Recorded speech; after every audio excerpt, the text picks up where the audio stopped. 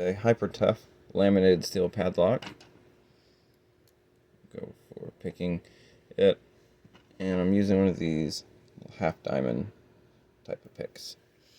Okay, I find that it fits the best because the pins are pretty high up and they don't come very far down.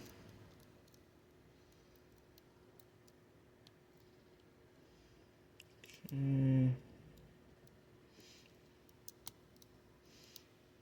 Gotta use a good bit of tension with this lock.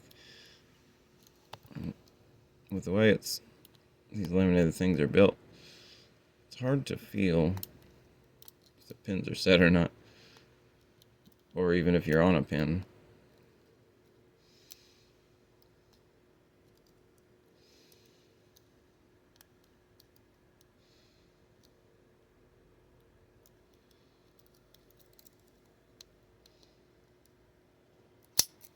There we go.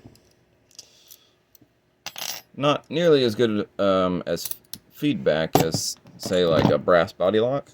Oops, sorry, pinhead. But it still definitely is a fun challenge.